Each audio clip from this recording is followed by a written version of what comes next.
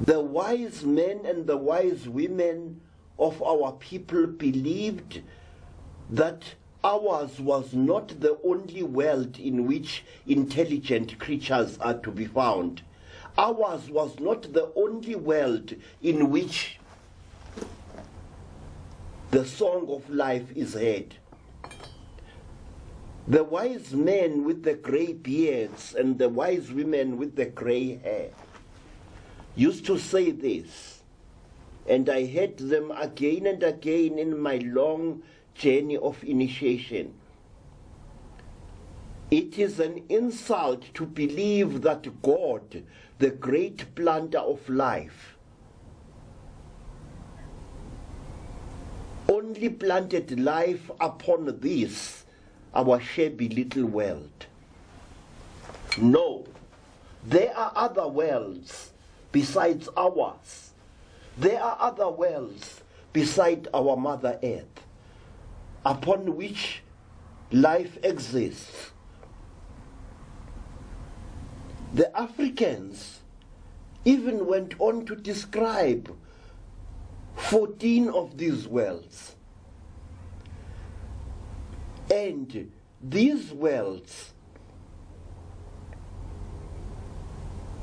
are very amazing and amusing in the way they are described. It is said that most of these worlds do not have oceans as our earth has got. Some have got huge freshwater lakes which are as big as seas, but no oceans. It is said that only 2 worlds are covered with salt water. The first one is the world of the normal, which dances around the star which white people call Sirius.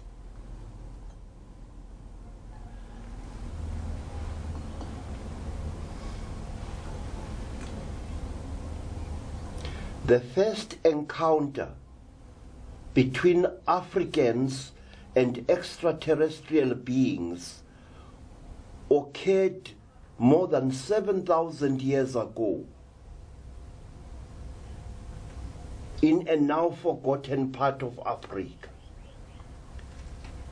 Out of the skies, we are told, there descended a fearsome object, a huge spherical object with many things protruding out of it. This spherical object descended to earth with a sound like 1,000 thunderstorms. And it settled in a valley, we are told. And immediately that valley was mysteriously filled with water. Water cascaded from the slopes of the surrounding mountains. Waters burst forth from rocks where no water had been before. And the water roared down the mountain slopes to fill the valley in which the strange object was. It is said that a number of days went by while the object floated in this new great pool of water. The people were amazed.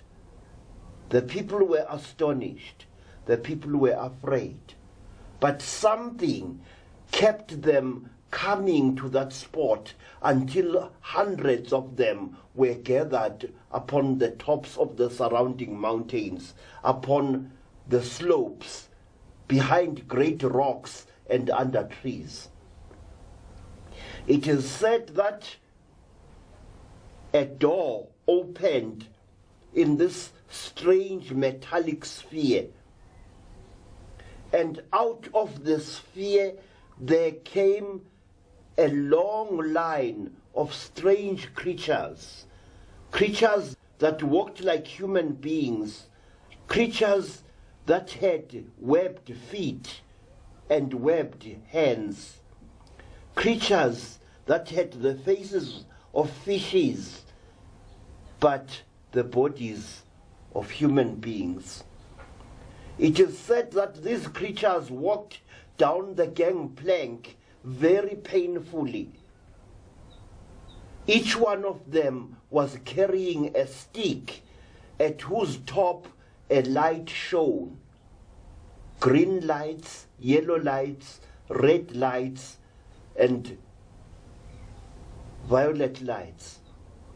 It is said that the leader of these amazing scaly creatures wore a crown around its head from which blazed a stone even brighter than the sun itself.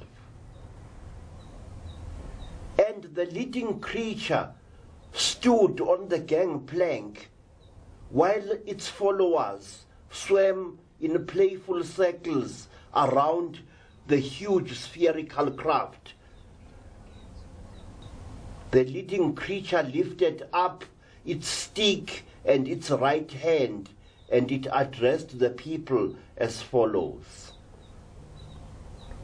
People of this world, we are the Numu people. We come from the land of the star of Credo. We come from the star you know as the star of the red dog. Listen to our words, because we have been sent by a very high one in a high place to make certain truths known to you. The people listened spellbound as the strange creature spoke. It spoke for days, we are told, telling our people about the mysteries of the cosmos. It spoke for days, we are told, telling our people about the mysteries of creation. The creature told our people that the race of humanity was once great amongst the stars, that human beings were once the leading race in the great cluster of stars, the galaxy. The creature said that because human beings were so vicious, so aggressive towards other intelligent creatures and towards living things in general, a great war broke out amongst the stars as several worlds joined forces against the human race, fought it and drove it away from the center of the great star flower to seek refuge in this forgotten world of ours. The Numu or the Numu or the Nomo told our people that there were many races amongst the stars, races of living beings who were afraid of us human beings, who kept us under constant observation to ensure that never again do we become a threat to other intelligent creatures amongst the worlds. The Numu or the Nomo told the people that if we human beings could get rid of hatred, if we could get rid of war, if we could get rid of disease, if we could get rid of selfishness, the great gathering of the star worlds would once more receive us with open arms, to take once more our rightful place in the great kingdom of the worlds.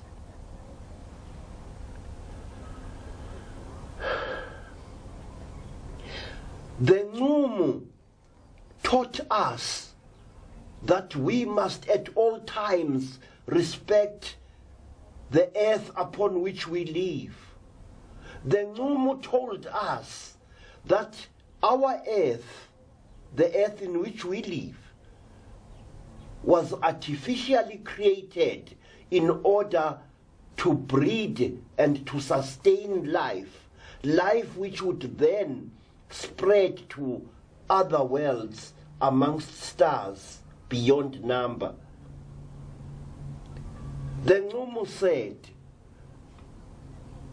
"Oh, earth-dwelling brothers and sisters, you must understand who you really are. You must understand how great you are. You must understand how great you once were.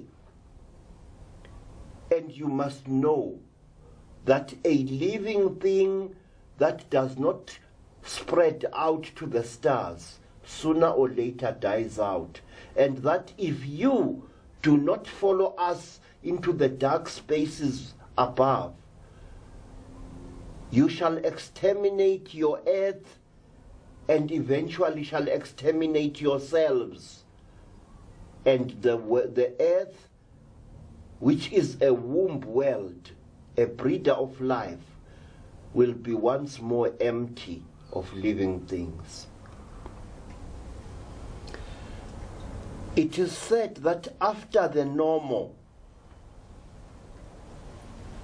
had told our people all these things and many more, it did a strange and frightening thing. It produced a kind of device, and it destroyed itself with this device. In other words, it committed suicide. It fell upon the metal gangway, and the others came out and cut it up. It was cut into little pieces, and these pieces were roasted upon a sacred fire. And a number of people, African people, were chosen to partake of a strange feast in which the dismembered body of the creature was ceremoniously eaten both by Africans and by the other Normal. Then the dead Normal was replaced by a female Normal as the leader of the expedition. And this Normal female said that by this gesture do we who come from the star of the red dog seal a pact between ourselves and you human beings. By this gesture do we promise this,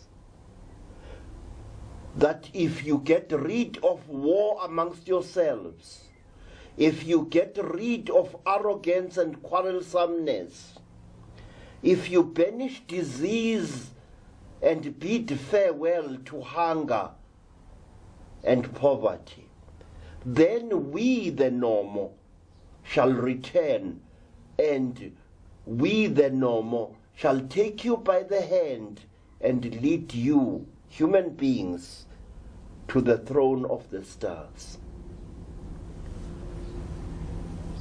The Normal people were seen once and once only, and their ships never visited this earth again. We do not know why. Throughout Africa, amongst all tribes, you find this incredible story of how a strange race of lizard-like beings came to us at the dawn of time and gave us knowledge which was astonishing. These beings left this instruction that although the human being is created to look for knowledge in all its forms, the human being must under no circumstances use that knowledge to destroy the earth in which it lives. The Normo told our people that in the past many million years, tens of thousands of worlds have been destroyed in the deeps of space through the aggressiveness, the stupidity, and the rampant ambitions of the races of intelligent creatures that inhabited those worlds. Take care that you do not, in your search for knowledge, destroy the earth which is your mother, said the Normo. The Normo's words made a lasting impression upon African people throughout Africa. Africans were not the stupids that some people today believe they were. Our people had knowledge of many things that they are not today given credit for by the world. But they kept that knowledge within very strict restraints. They knew about wheeled vehicles. They knew how to make a wheel, and in the language of all tribes throughout Southern and Central Africa, we have a traditional name for a wheel. In Zulu it is called isondo, the rolling bringaniera, the rolling object that causes another object to come closer. Then why did our people not build wheels? The answer is very simple. They feared that the building of wheeled vehicles might bring about the destruction of the earth.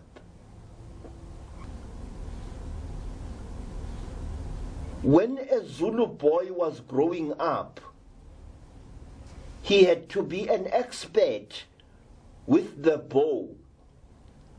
He had to be able to use the bow and the arrow to survive in the bush. He had to be so good as to be able to bring down a running guinea fowl with one arrow at 20 paces or more. But the great laws of the Normo forbade the Zulu people from using bows and arrows in battle, even against an enemy armed with muskets and rifles, as the white settlers were. The laws of the lords of the Red Dog Star forbade us from killing our enemies with impersonal weapons. Our people knew about microscopes. This disc here has got tiny holes in it. These holes were filled with fresh water by the wise men who owned this necklace before me. And looking through this hole, when it is filled with water, at an object, the magnification is amazing. Our people could see germs. They could see bacteria. And they gave it a name, and they saw it through microscopes such as this. Now, when Zulus saw germs, they called them amagciwane, the most ultimate animals, the tiniest living animals. When the Basotho people saw germs through their water drop microscopes, they called them dinonokana, the tiny creeping tormentors.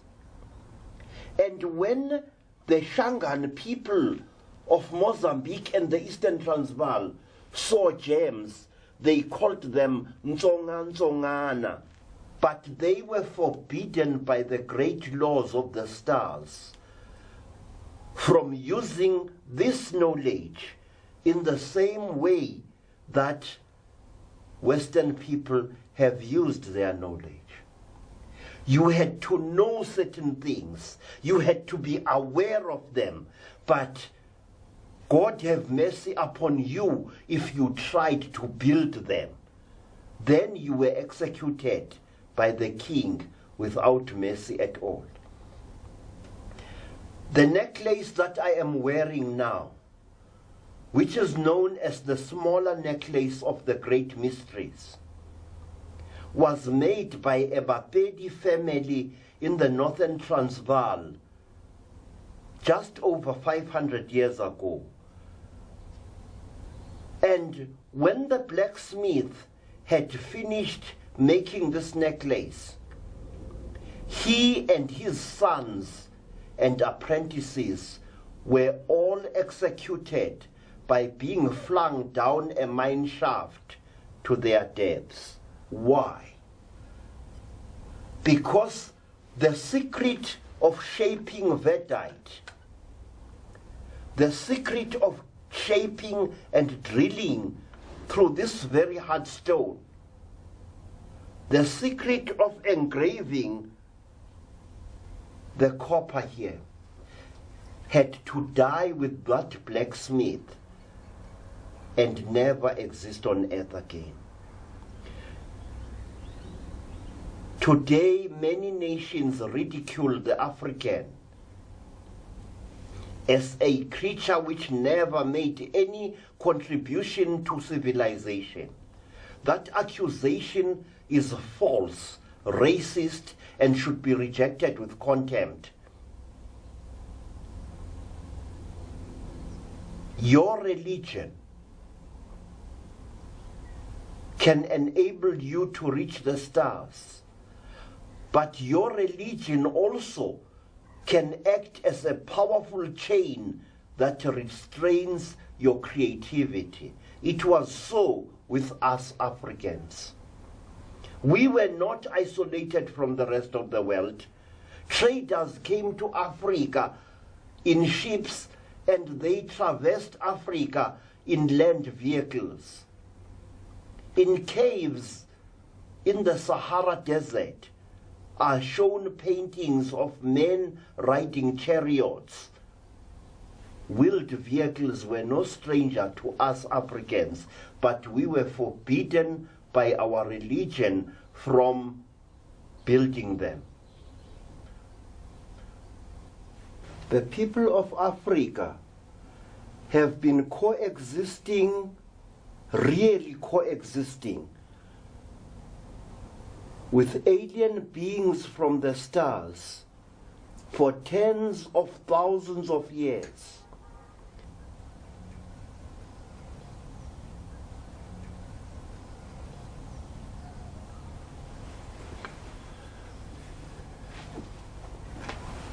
In South Africa, there is a tribe of people who are known as the Mandebele people. My student Nobela here belongs to this great tribe, who are an offshoot of the Zulu people. The Mandebele people pay great honor to this creature, a creature which they say controls the weather of our world. This creature comes from the stars, which the white people call the Orion constellation, and a constellation which we Africans call Ubejana, the rhinoceros. The Mandebele people say that on wells in that constellation dwell these sacred women who are known as the Amagalube or Amagulube. One other people which honors these people from the stars is a very interesting race of people whom you find in the Zambezi Valley, people who are called the Bantwana people. These people are unique in all Africa in this, that whereas each one of them has got 5 fingers in either hand, they have only got 2 toes on either foot. Anthropologists call them ostrich people. We call them the children of the rhinoceros stars. These people are one of the tribes in Africa which claim direct descent from star beings who came to earth we know not when, and who mated with African women, star beings which, we are told, only had 2 fingers in either hand and 2 toes in either foot. We are told that the Bantwana people, with their 2 toes on either foot, are so because they are directly descended from these long forgotten star beings. The word Kariba is the local corruption of the word Galube or Gulube, and the people of Kariba, the Tonga and the Tonga Ilas, also honor these creatures, the Galube. They believe, like the Mandebele, that these creatures control the earth's weather. That if the rain falls, it is because they, by some magic means, have turned it on. If there is a drought, it is also believed that the Galube are responsible. So closely did Africans coexist in many parts of Africa with these creatures that at one time it became a fashion for kings and queens in these countries to try and make themselves look as close to the Galube in appearance as possible. The kings of these peoples used to wear headdresses which were round to give their heads an appearance of being larger than they really were. And they used to paint their eyes with black paint to make their eyes long and slanted and large. And in the land of these peoples, a chin like that, like this creature has got, was regarded as an object of beauty. As far up the African map as Nigeria, at one time you found bronze heads from Nigeria portraying living kings, but whose features had been deliberately distorted to make them look as close to the Galube creature as possible. May I point out another very interesting thing, that in the land of Egypt, at the time of Pharaoh Akhenaten, Egyptians also portrayed themselves to resemble the Galube people. They portrayed themselves as having long, thin faces, chins exactly like that, and large, shaven heads.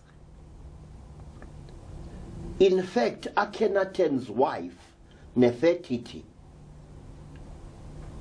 wears a headdress which is intended to make her head larger than normal.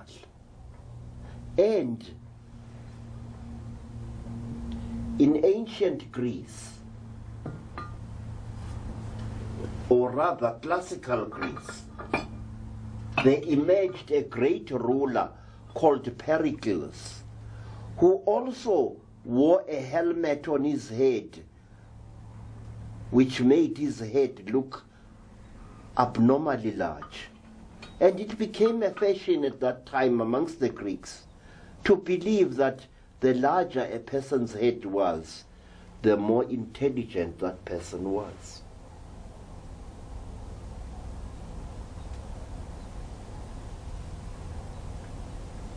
Our people say that whenever we need rain, we must direct our prayers towards the Orion constellation.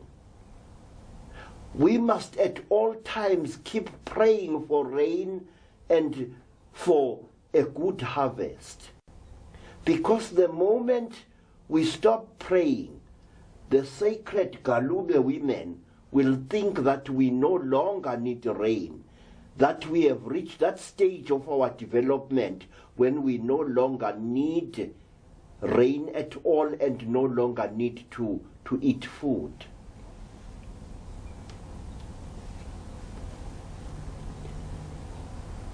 Let me end this talk on this subject of the Galube, that at one time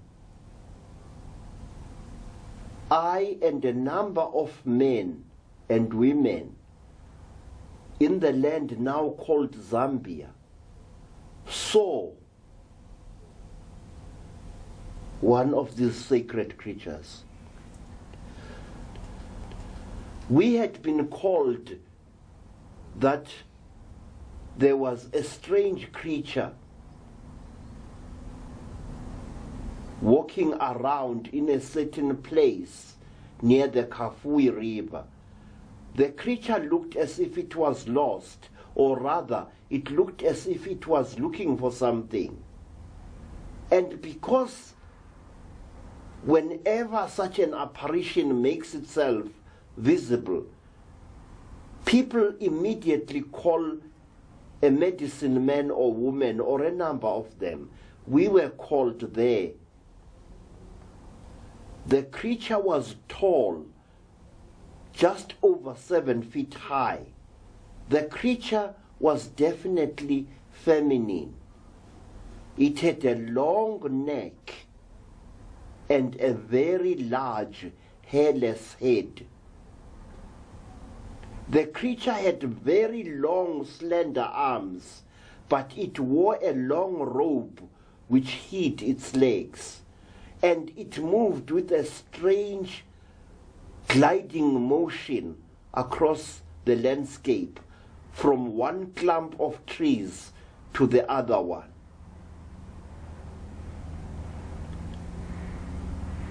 The creature had a bluish-gray skin. It moved through the long grass and then disappeared. After that, we all underwent a ceremony of purification because we had seen one of the holiest beings in Africa. The most hated, most despised, and most feared star creature in all Africa.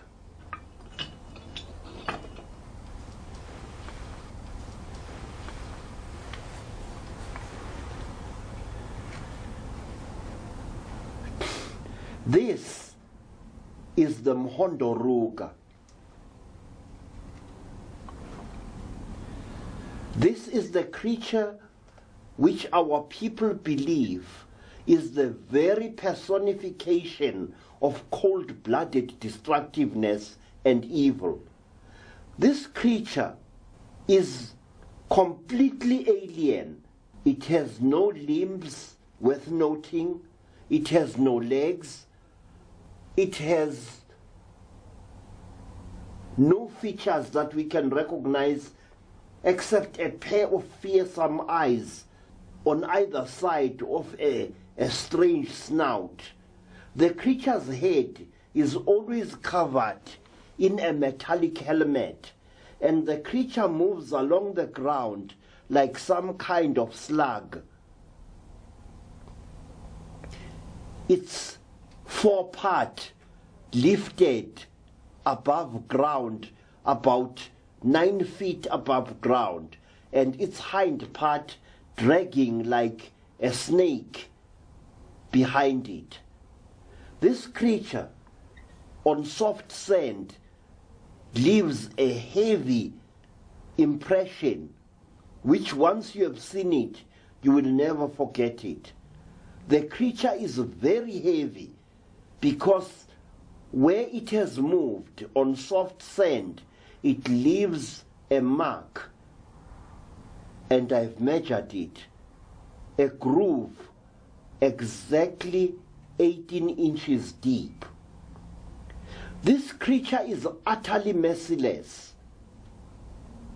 When village dogs see this creature, they go wild and they try to attack it, and it kills them. How it kills them, we do not know. But a dog which has been killed by a Mhondoruga does not rot. It becomes hard, as if mummified. In fact, it is almost as hard as fiberglass. The dog becomes a hard shell which makes a hollow sound when you strike it with a stick or with your knuckles.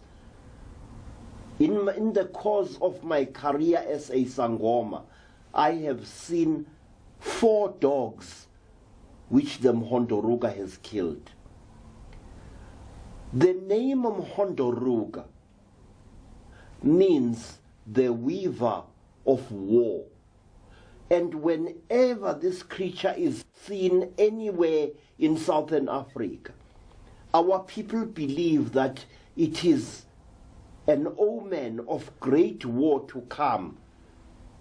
In 1958, I was in the land called Rhodesia, when a great friend of mine, a tribal chief called Rikai Tangwena, called me saying that we should go to the site where a Mhondoruga had been seen only a week before. We traveled there, Chief Rikai, myself, 2 of my friends, and several other people. And we arrived at the place. And an amazing sight greeted my eyes. A dog was shown to us, a dog from one of the nearby villages. The dog was lying on its side under a tree. The dog was completely hairless. It was dead, and its body was as hard as a board.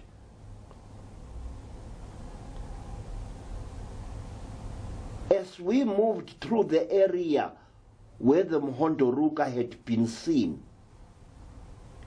I noticed that all the trees around there, as well as the grass, were burnt.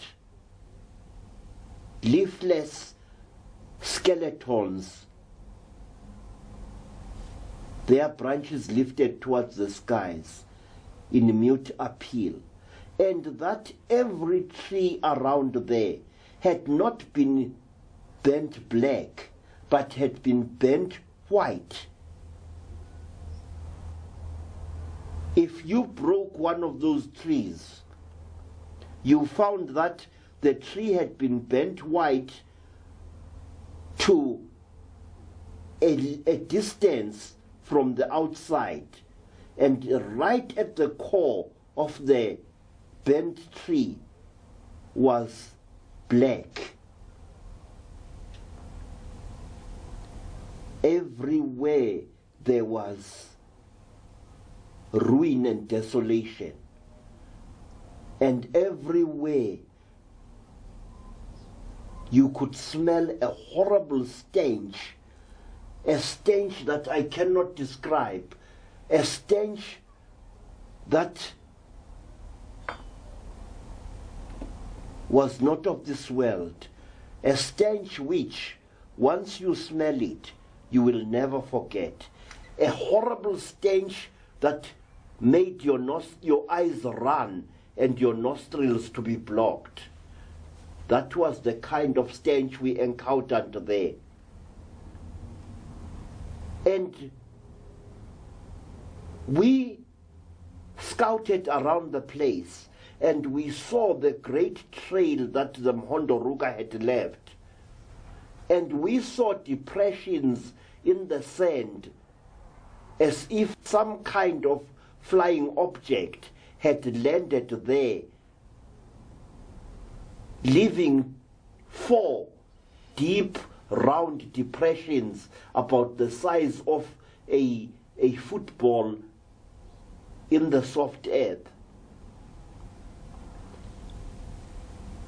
And the people with me, the people of the Mashona as well as Makaranga nations, told me that this meant that a great war was going to break out in Rhodesia, and they were right.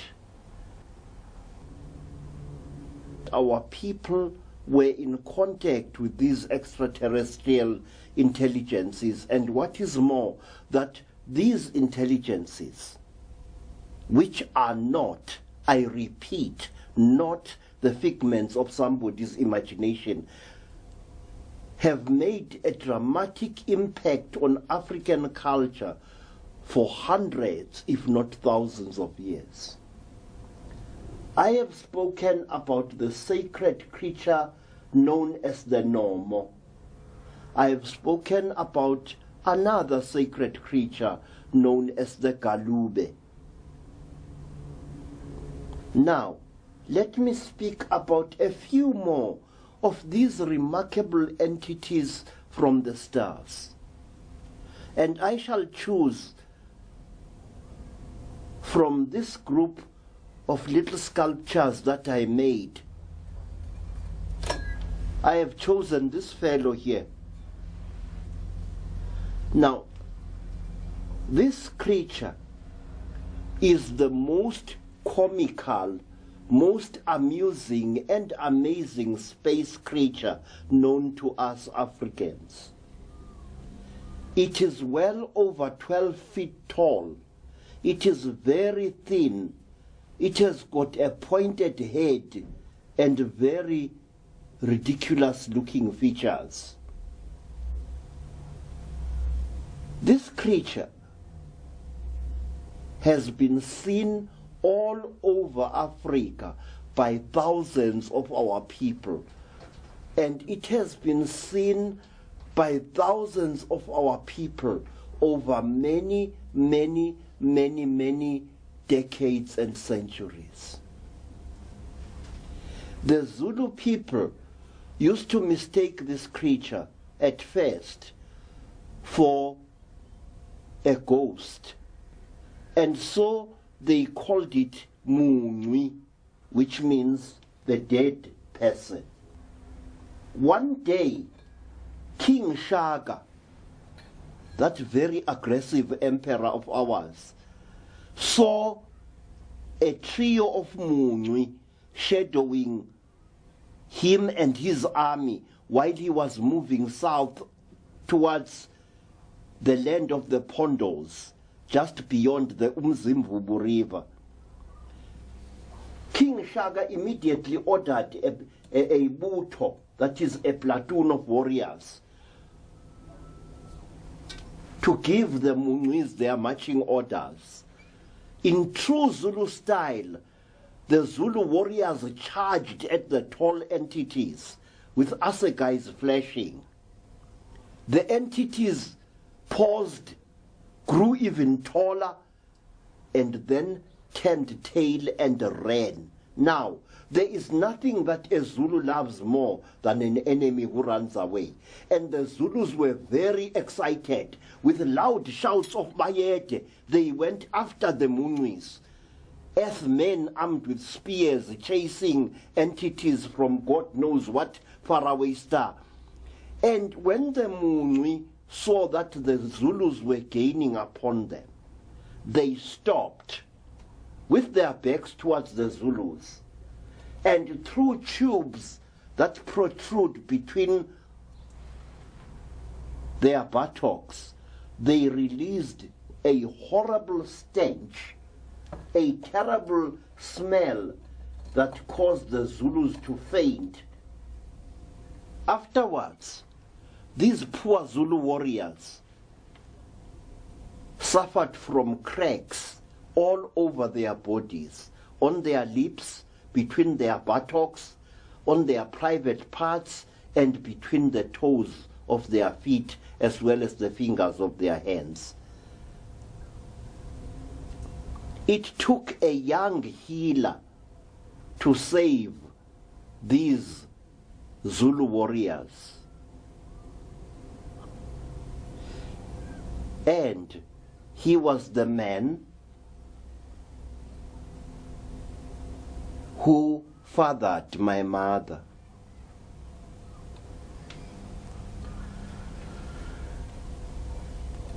Another name for the Mutwa is Umkhungateka, which is a Zulu name for gawking idiot, because that's exactly what these creatures are. They stare at you like idiots, and when you move towards them, they show you a clean pair of heels.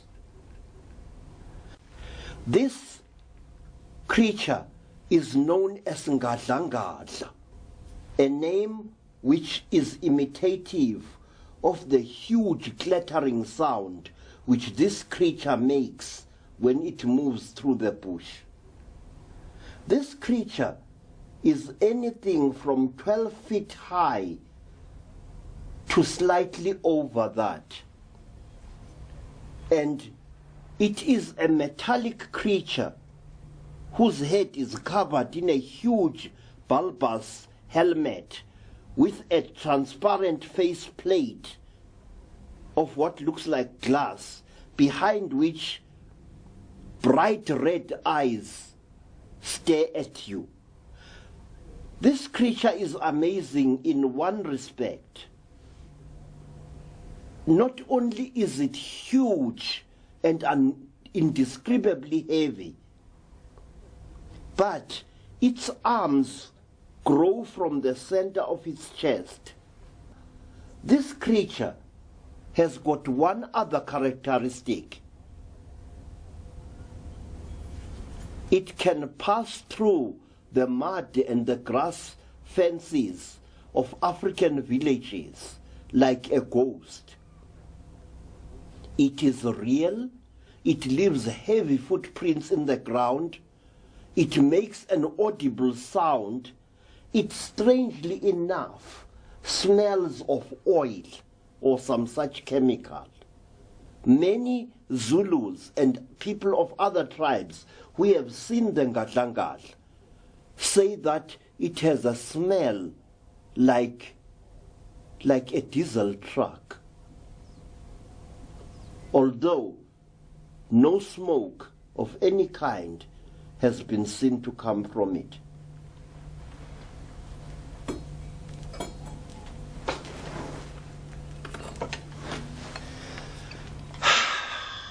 Meet Chimombe, the man of iron.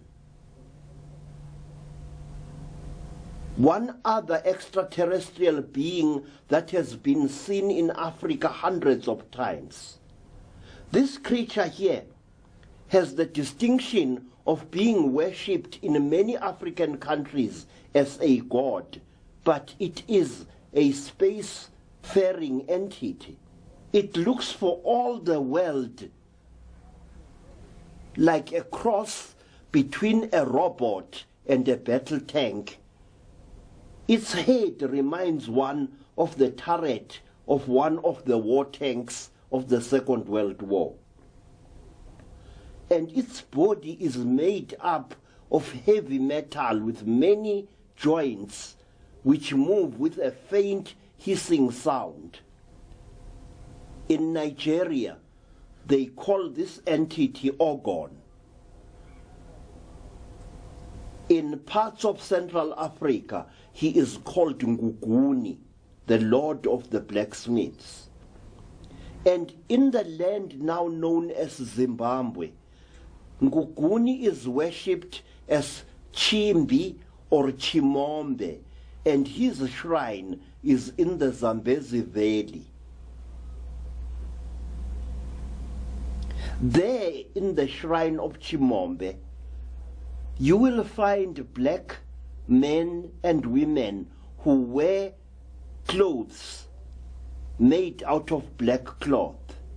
And in olden times, these people used to accept gifts of rolls of black cloth from all people who visited the shrine of Chimombe for any reason. If the priests of that shrine do not trust you, they will show you a piece of metal, a twisted rod of metal, which has been driven into a piece of wood, and they will tell you that this is Chimombe. But if you are a traditional healer, a black medicine man or woman whom they trust absolutely, they will fetch from a secret hiding place in the bush the real object which they are the guardians of. This is a piece of metal about half an inch thick and about the size of both my hands placed this way. The piece of metal, and I speak as a person who does metal work of all kinds, the piece of metal that these priests showed me after I had stayed in the shrine of Chimombe's vicinity for a number of weeks and had earned the trust of the priests, is like no metal I've ever seen on earth before. It has a strange soap-like quality. It is silvery red in color if you scratch it, and it is unbelievably heavy. Its structure is very dense, but on several sides it appears to have been fused by great heat. And when you ask the priests there, what is this piece of metal? They will tell you that one day on the southern bank of the Zambezi River, a craft from the stars crashed, killing all its occupants.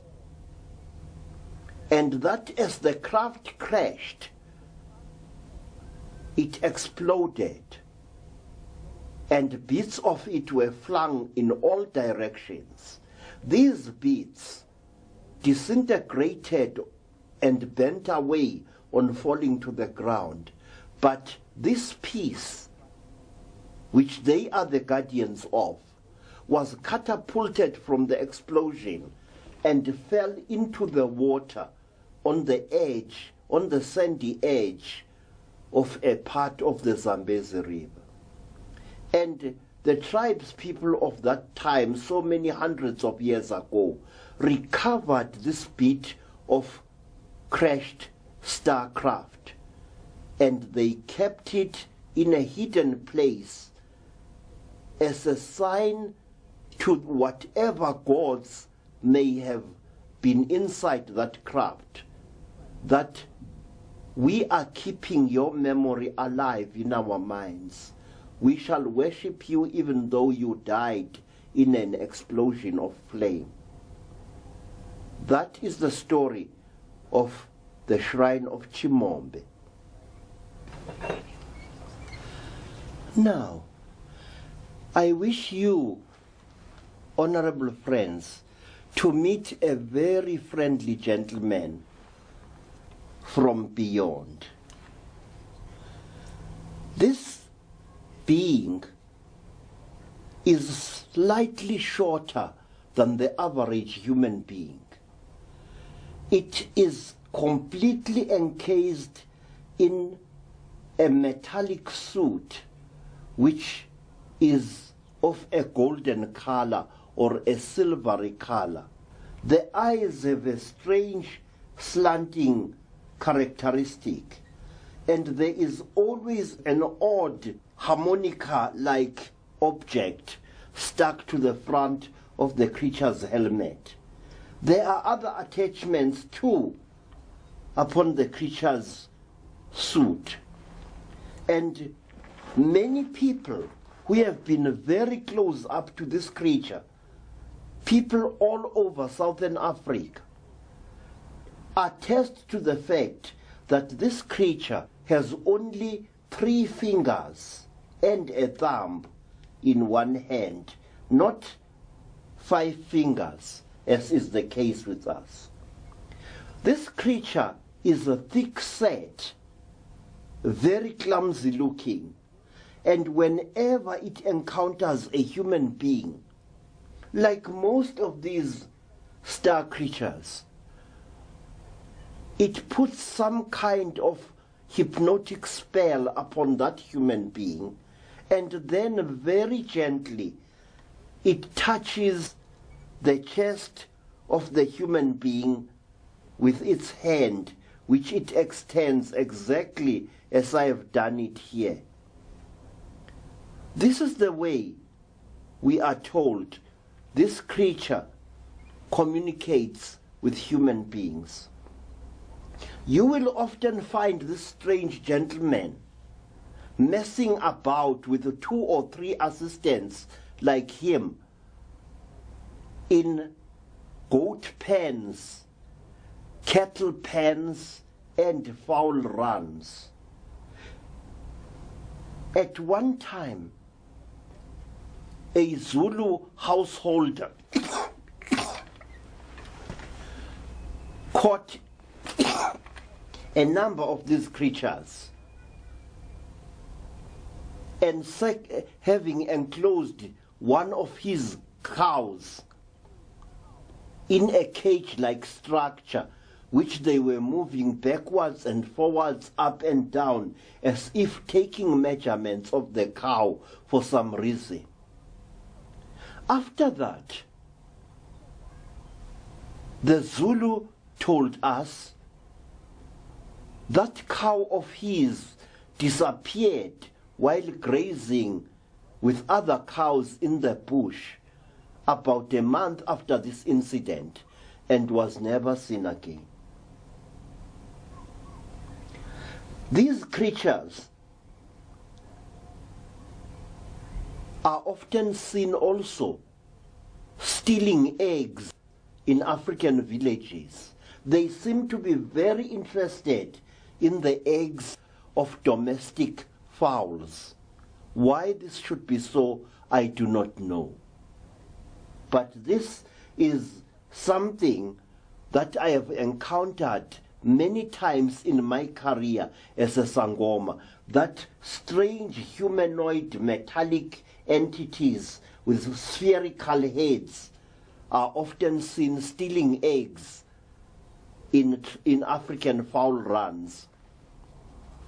This creature is known by the Zulus by the comical nickname of Ndeyiza, which means Lord Big Round Head. And one tribe in Transkei knows this creature as Mvondini, which means ugly fellow. Now, wait a minute. Many mysteries occur not only in Africa but in other parts of the world, and so connect two separate or more continents together. In Australia, Australian Aborigines portray again and again a creature more or less like this. A creature with large friendly eyes, no mouth, head and shoulders and legs, and they call it a Vonjina.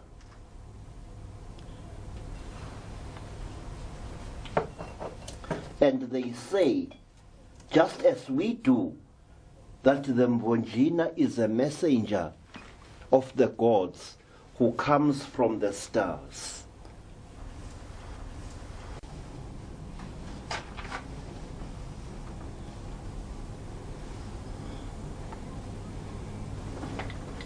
Yeah, yeah, oh, yeah, ooh, yeah, yeah, ilelio, moo, yeah, yeah,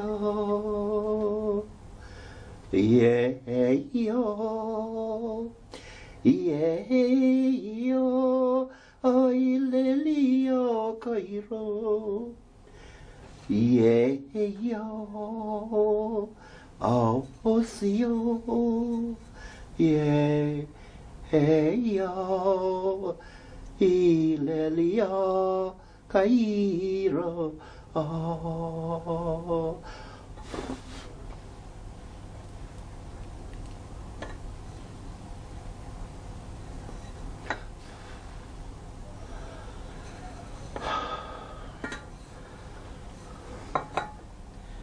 Yeah, yo, oh, yeah, yo, oh, ililio, moo, asio, amarabiku, yeah, yo, ililio, Mara,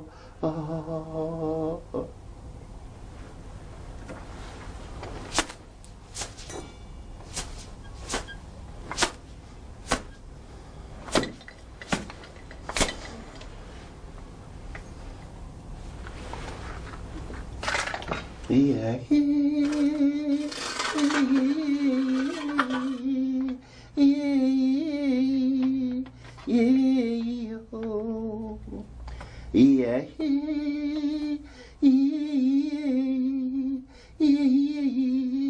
Amaravio, yo,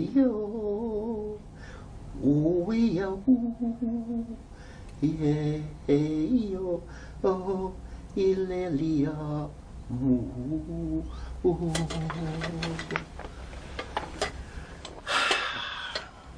The Zulus say that he who wants to talk about the angry gods must seek the protection of even higher gods.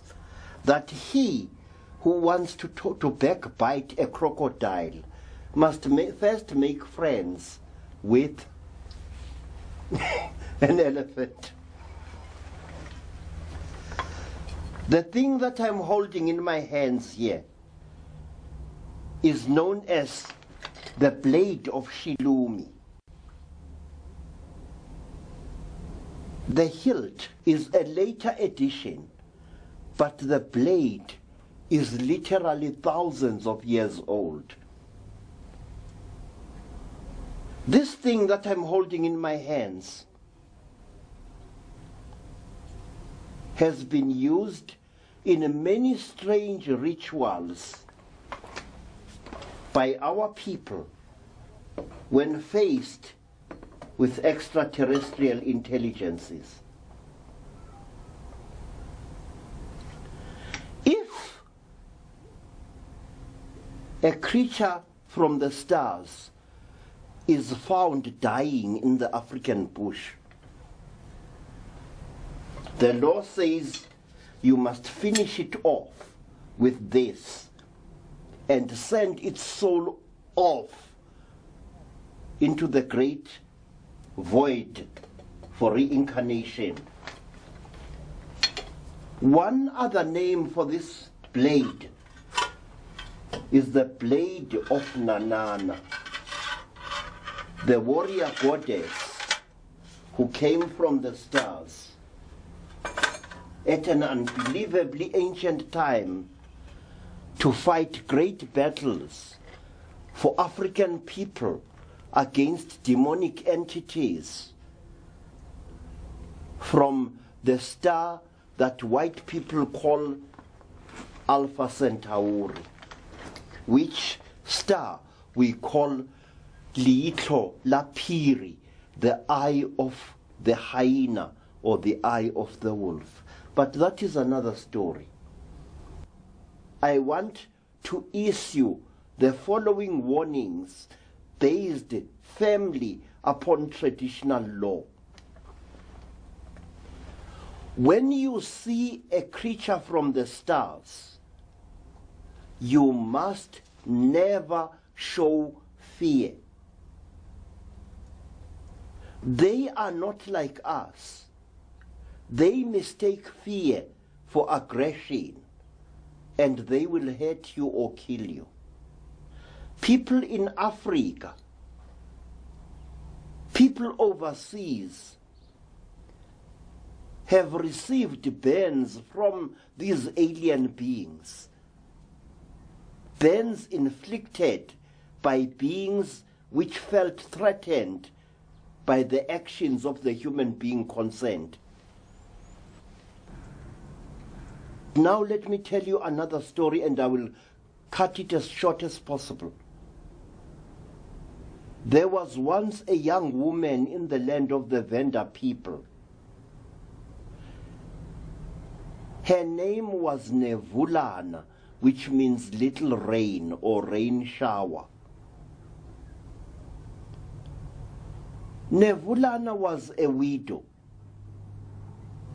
and her nasty-tempered mother-in-law repeatedly accused Nevulana of having brought about the death of her husband, the old woman's son, through witchcraft. So, very soon, Nevulana found herself an outcast in her village. And she found that she had to do most of the things that she needed for her daily life survival on her own, other women refusing to help her. It was the law and the custom in those days that a widowed person was to receive all kinds of assistance. Water was to be fetched for her, wood was to be found for her, and if she had a little child, as Nevulana had a little baby, the baby was looked after for her when she had to go away for any reason.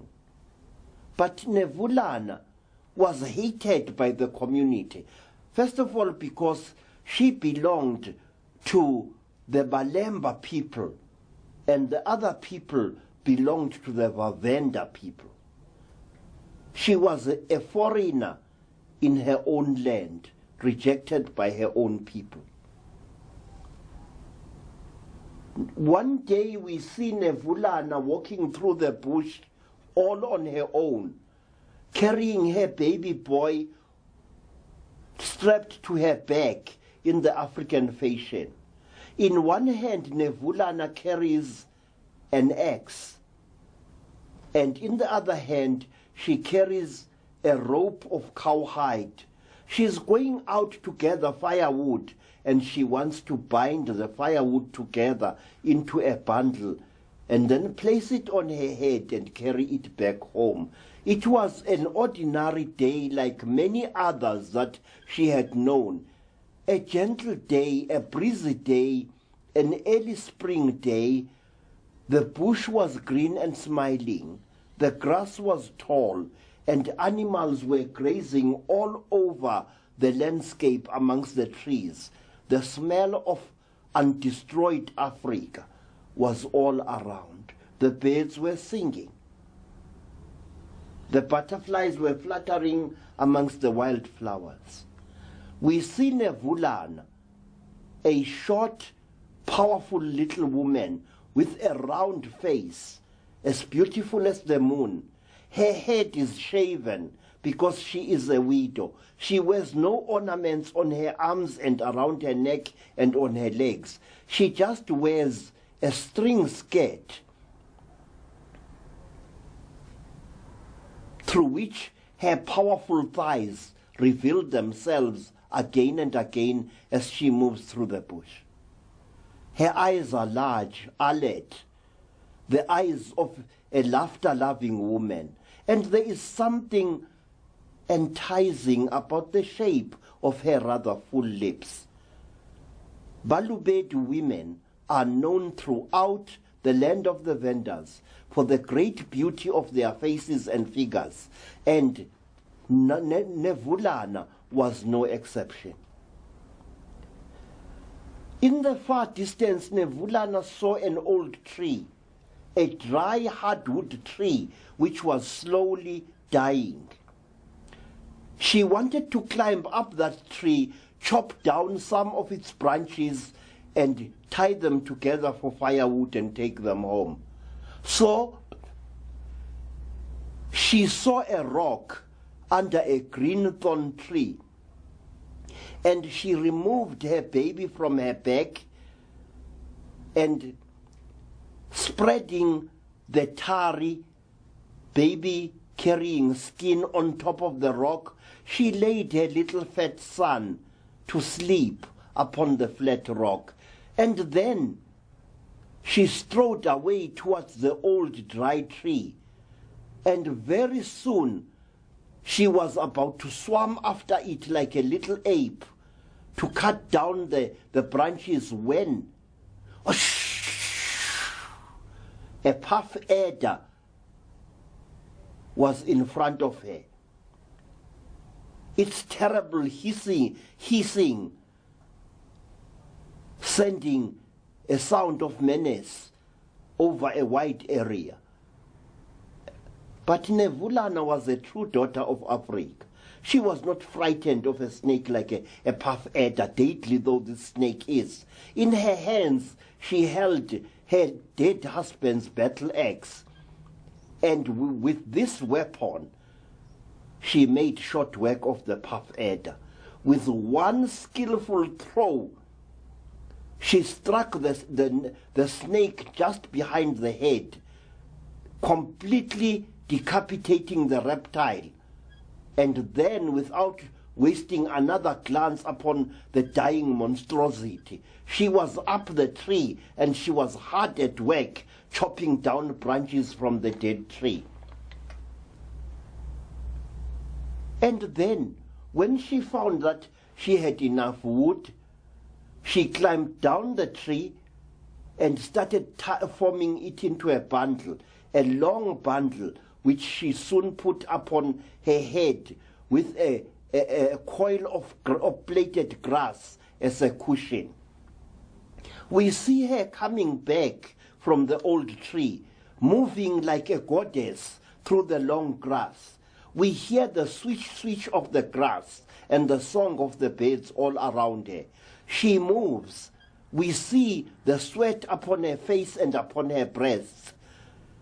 We see the glimmer of sweat upon her shoulders. She walks through the long grass towards her baby. And then, "Aye, what is this?" The cry is wrung from her lips, and she throws down the bundle of wood, and she stares at a strange spectacle that is taking place under the green thorn tree where she had left her baby. Her baby boy is sitting up, all 1.5 year mischievous bundle of him, and he is playing, but he is not alone. He is playing with one of the most fearsome creatures that Nevulana had ever seen in all her life. The creature looks like a human being. It has a bluish-gray skin. Its head is round like an egg, and its eyes are unbelievable. They are large and round, like clay cups out of which old men drink marula beer. They have large split pupils like those of a cat. The creature has got no nose practically. Its mouth is nothing but a little slit above a pointed chin. The creature has got a thin neck and long, thin limbs. It is covered from head up to neck in a material that gleams in the sunlight, and it is wearing footwear of some kind, and it is playing with the little Venda baby. These two very dissimilar creatures are playing with a number of bright stones upon the flat rock, and they are as happy as two fishes in the Zambezi River. Nevulana screams with shock. She dashes forward to snatch her baby away from this little demon that she sees sitting on a pointy backside facing her child. She must get her child away from that thing. And as she moves forward, a hand restrains her. A long, bony hand, bluish-gray in color, with claw-like nails. A hand whose skin gleams like that of a reptile of some kind. A hand covered with tiny, tiny scales like a little fish. A hand whose fingers have more joints than those of normal human beings. Nevulana nearly fainted when this long alien hand was placed upon her shoulders. But she was a true Balubedi woman. She overcame her fear and spun around to face a tall creature, certainly a female, with a huge head like that of a large clay pot, smooth and hairless, large round eyes, bright yellow with split pupils, stared at Nevulana. A mere mockery of a nose with tiny nostrils, a slit of a mouth in which the vendor woman could read no expression. "Who are you?" cried Nevulana. "What are you? Let go of me." A voice spoke in Nevulana's mind. The voice said, "My sister, please allow our offsprings to play together. I know that you creatures of this world are dominated by fear, but see, your baby and my baby do not fear each other. Please allow the children to play. Do not disturb them. Come." The alien creature put a long arm around Nevulana's ample waist and gently but firmly led her away from the two playing children. There, both mothers, an earth woman and an alien from God knows what star, stood watching as the children played. And when the children had played to their satisfaction, when both of them were fast asleep side by side upon the skin spread upon the flat rock, the alien woman moved like a sinuous reptile to claim her baby, her long purple robe swishing through the grass. One long alien leg with two knees, and not just one, revealed through the slit of the long robe. The woman said, "Mother of this world, please now claim your child. But please keep the stones which come from my world with which our children had been playing. And perhaps one day, when your people have overcome their fear and distrust, we, the women of Kerekhaure, shall come back to your world, and our children shall play in peace with your children." "Stay well," said the alien woman. She moved through the bush, a tall, sinuous form, moving with a strange clumsiness, as if she was not familiar with walking. And soon she had disappeared from view. There is a lot more in the story of Nevulana to tell, but let me tell you simply this, that after this happening, Nevulana took the stones with which her child and the alien child had been playing to the lord of the nation, the chief.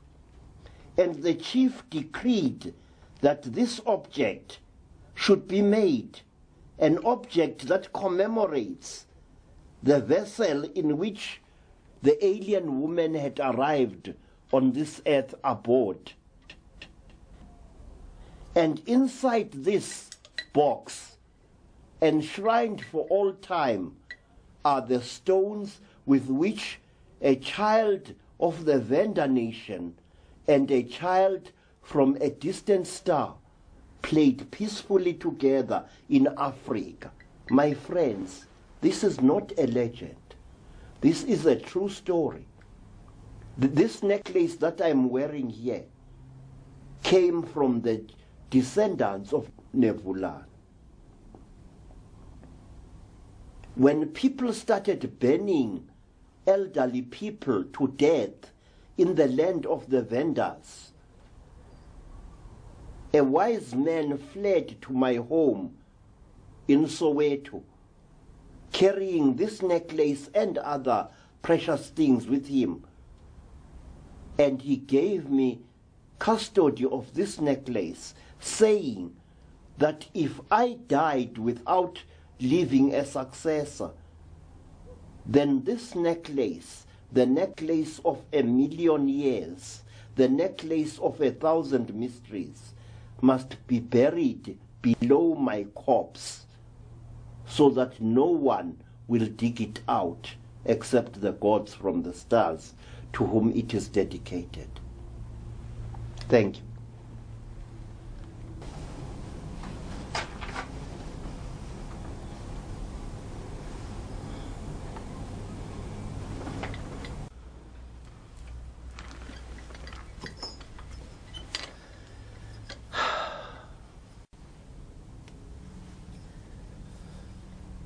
I want you, my friends, please, to have a look at this gentleman here. He is one of the well-known star entities which I forgot to mention earlier in our talk about the many tribes of alien beings that are often seen upon our earth. What are these creatures doing? Are they visitors? Are they guardians and protectors? Or are they warders looking, overseeing a prison full of criminals? I do not know, and I will never claim to know. All I do know is that our people were right when they said that there were many other worlds. They counted 14 of them that swim like lost fishes in the dark sea of space, worlds in which living entities exist, entities which often visit our earth, entities of various kinds, ranging from the most grotesque to the most bizarre, from the most beautiful to the most fearsome.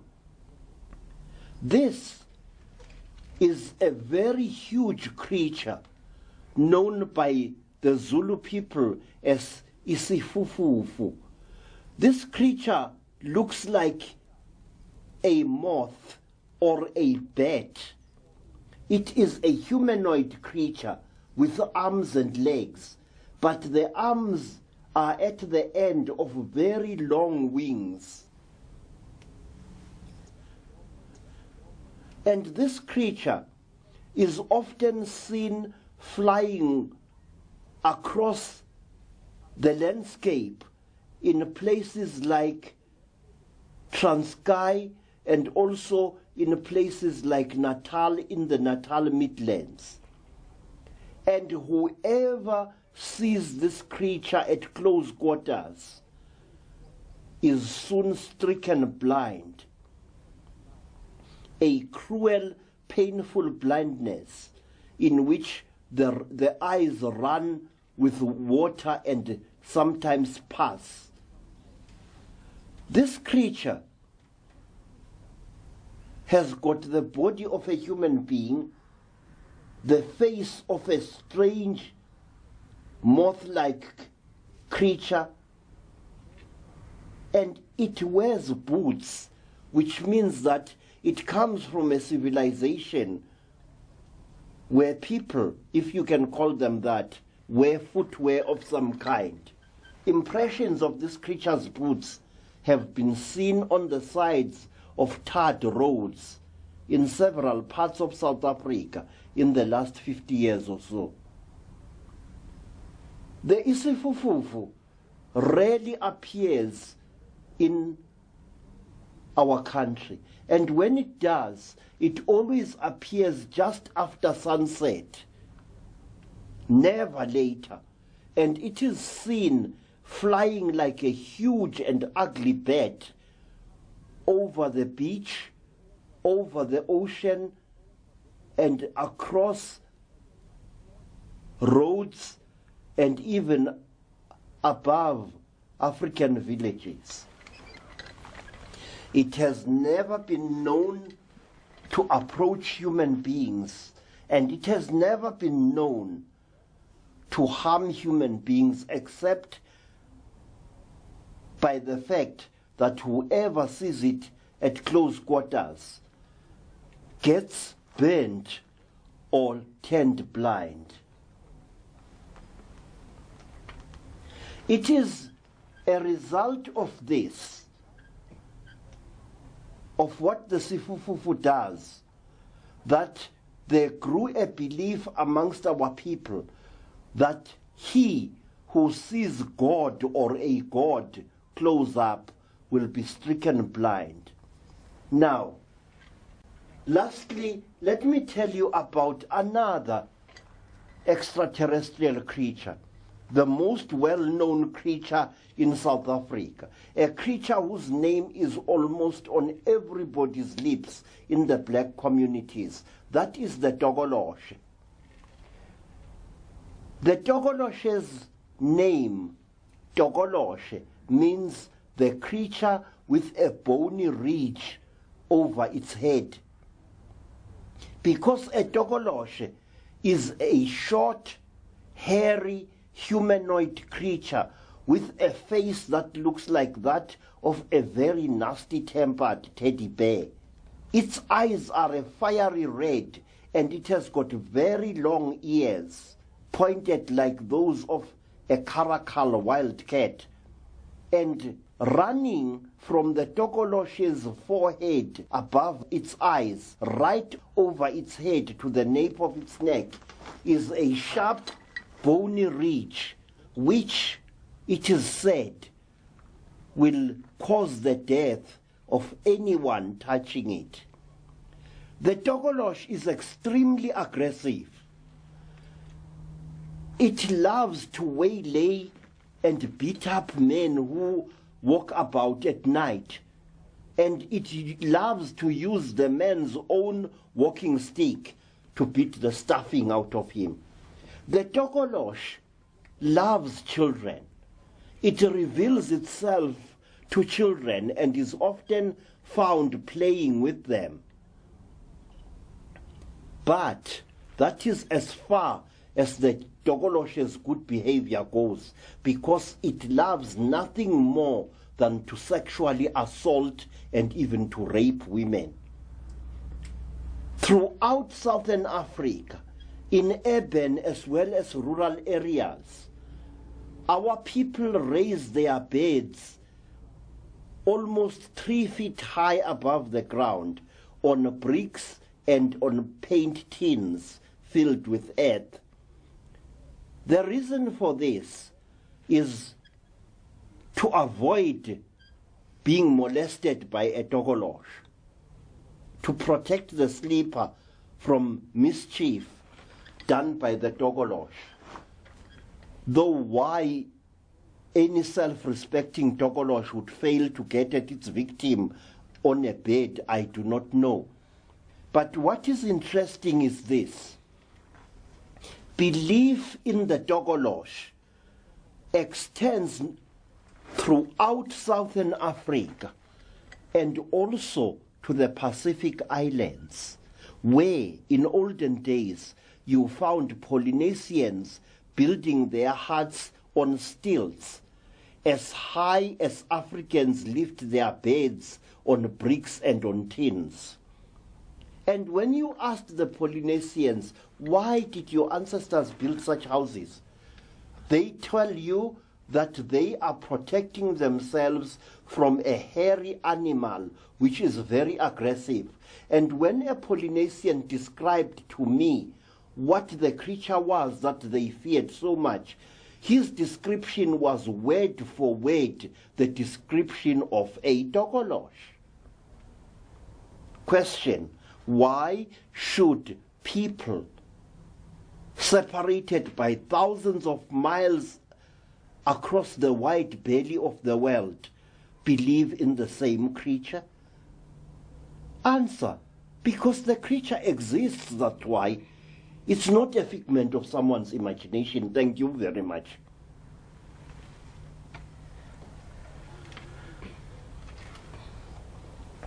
Our people say that tokoloshis are in themselves not mischievous, but they become evil, especially when they get under the influence of a sorcerer who then uses them to terrorize people.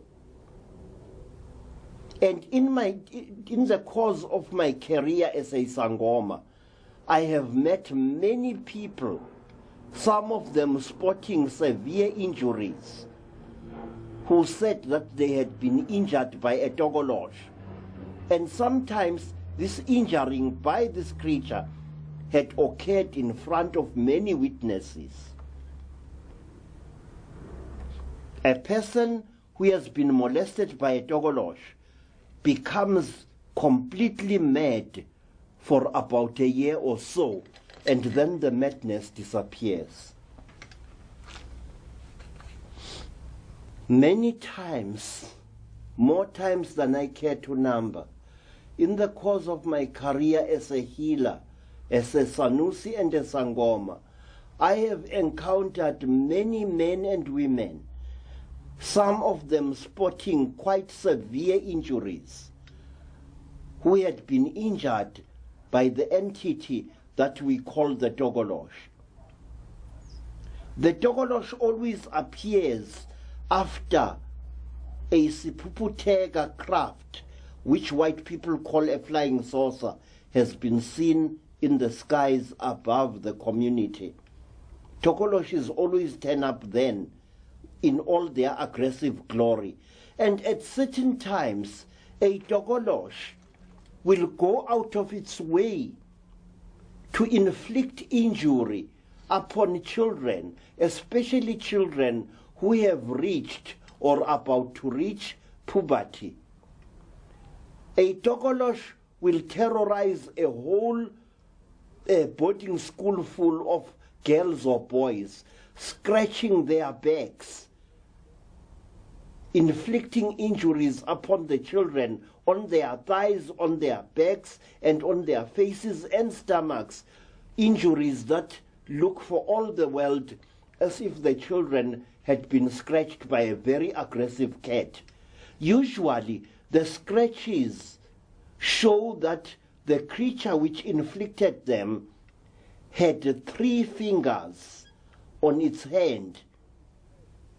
And when we were young as children, we were often scratched this way, on our heads, tufts of our hair torn off, leaving bald spots, and our bodies itching all over from mysterious scratches which needed urgent herbal treatment to cure, otherwise they turned very, very deadly, septic and deadly.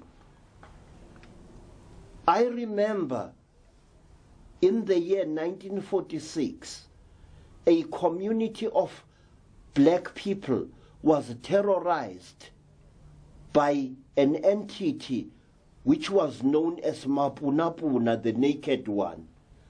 Mapunapuna was a tokolosh with a huge round head and an enormous penis, and he made himself visible to women and to girls, scaring the wits out of them, happy to see them run. What happened to Mapunapuna and where it went, I shall never know. But very recently in South Africa, another extraterrestrial entity, known as Pinky Pinky, had put in an appearance. And these entities always put up an appearance at certain times when dramatic events are about to take place in the country. I do know from experience that whenever there is there are several sightings of a dogolosh, there is always trouble of some kind in the offing. There was a rash of dogolosh sightings and terrorization just before the Second World War. There was another just before the Durban riots of 1949. And there was another rush of such happenings before the tragic events of Sharpeville in March 1960. And let me tell you this, that just before the Soweto riots of 1976, two Mhondoruka creatures were seen moving through the long grass on the edge of Zola Township, which is part of the great Soweto Township complex. These creatures were seen by over 20 people, some of them residents of the township and some of them mere passers-by. And they were seen in broad daylight in the late afternoon just before sunset. And the sighting lasted almost the greater part of an hour.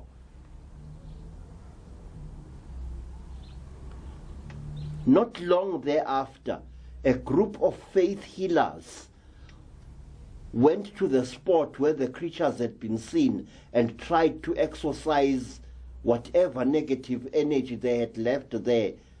And a very amazing thing happened. The moment the people stepped onto that place, they went crazy. They started behaving in an illogical and totally insane way. Men removed their trousers and started dancing in the veld. Women screamed and went into hysterical fits, some of them utterly catatonic. It was a really amazing spectacle. But it wasn't just the human beings who were affected. A small dog which had followed a group of children to the place also started behaving strangely. It turned upon its owners and chased the legs off them across the veld before it calmed down.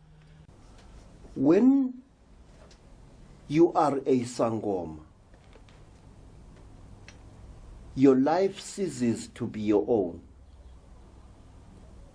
When you are a Sangoma, you stop becoming an ordinary human being, but you become rather a lonely pilgrim traveling that strange grey road between the known and the little known, between the visible and the invisible, between the mysterious and the crushingly ordinary. And when I became a Sangoma, I started walking along this road. When you are a Sangoma, you do not look for trouble. No self-respecting Sangoma ever does. But trouble finds you. People come to your doorstep, bringing ordinary complaints with which you can deal. But they also sometimes bring strange mysteries to the doorstep of your life, mysteries that change your life forever. I remember my first case, which was to be one of several hundred to date, of the first person who was brought to me with an incredible story to tell. The person had been a schoolboy called Sipho. Sipho told us that he had been captured by strange creatures whom he called dolls. And these dolls had brought him to a strange place. and had done strange things to him that had made him almost mad with terror and fear. And to support his story, Sipho showed us two strange injuries on his buttocks. These injuries were depressions in the young boy's flesh, as if flesh had been mysteriously sucked out by some means, leaving the skin intact but caved in to form a depression. I remember studying Sipho's injuries with great amazement. I had never seen anything like this in my life before. But I was to see many more in years to come. People who told a strange story of how they had been taken by strange creatures and cruelly tortured and molested, and then returned back to their homes as if nothing had happened. Some of these people had been kidnapped while going to work.